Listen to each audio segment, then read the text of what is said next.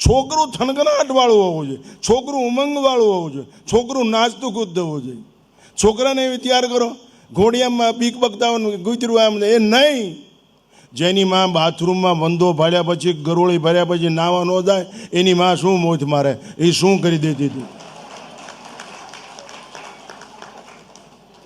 તમારી દીકરીને કયો પર્સમાં છરી રાખે, લિપસ્ટિકની બોટલ ન રહે કાંઈ નહીં, છરી રાખે અને કાતિલને પહેલાં ભરાવીને મારી નાખે. પરિણામ જે આવું હોય આવે. દેશ બચશે તો જ. આપણે કાંઈ ન કરાય. રણછોડને કંઈ લે દૂધ લે, બા કે શેરીમાં કૂતરા કરડે, આલા મરી જાઓ ને આવા હું કામ પેદા કરી.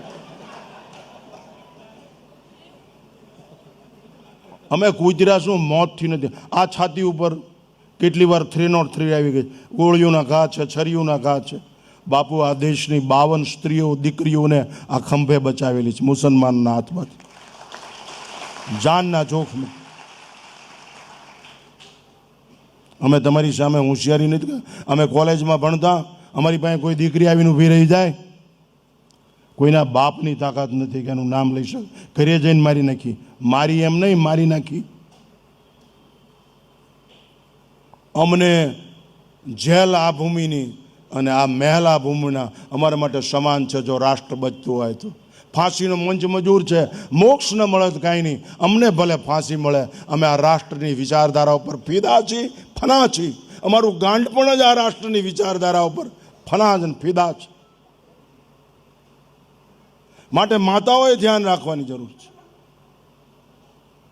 બાળકોનો ઉછેર જ એવી કરો. ડોસીને ઘરમાં રહેવા દો, એ મંદિરે લઈ જશે, એ પ્રકૃતિ સાથે થાય. આ તો કે ડોસી ગમે જ નહીં. ડોસીનો ગમે, રાંધવું ન ગમે. અત્યારની બાઈઓને લાપસી રોટલા આવડતા નહીં, શું આવડે? પીઝા ને બર્ગર ખાઈને ગરડીઓ થઈ ગઈ, એ શું ગમે કરે? પાણીપુરી ખાઈને મરી ગઈ, શું કરે? જે દેશની સ્ત્રી આરિસા સામે અડધો કલાક ગુમાવે, એ દેશનું સૌંદર્ય શું ધિક્કારને પાત્ર છે. એની પ્રજા નિર્માલ્ય અને હિજડા જેવી થાય. અત્યારે બમ્પ હેડ ઉપર આટલા છે, એ પહેલાં હતા જ નહીં. આનું કારણ તમારો ખોરાક છે, એટલે જ આવા છોકરા જન્મે છે. બમ્પ હેડ ઉપર કેટલા ઉભા રહે છે, આમ કરીને 10 રૂપિયા માગે. જોયું તમે? એટલા પહેલાં હતા સાહેબ, હતા એટલા પહેલાં. અત્યારે આવી ગયા. તમારો પાપ છે. હું મારા કુટુંબમાં, મારા પરિવારમાં 39મો યુવાન સંન્યાસી છું. 39મો. અને 39 RSSથી ઘડાયેલા, 39 રાષ્ટ્રપ્રેમી, 39 ધર્મપ્રેમી, સંસ્કૃતિ પ્રેમી, ખુલ્લું જીવન, બોલ્ડ લાઈફ. અમે કોઈ દિવસ પૈસો માંગ્યો નથી. અમે કોઈ દિવસ ભંગાર વસ્તુ ખાધી નથી. અમારી આંખ બગડી નથી. અમારી પાંખ કોઈ દિવસ કપાણી નથી. અમારી રાખમાંય બોલતું હશે. શું બોલતું હશે? પરમભાઈ ભવન ને તુમે તત્વ રાષ્ટ્રમ, આ બોલતું હશે. નમસ્તે સદા વત્સલે માતૃભૂમે, આ ન ઇદમ મમ ઇદમ રાષ્ટ્રાય સ્વાહા. રાષ્ટ્રને સમર્પિત છે. તમારી પ્રજાને શીખડાવો.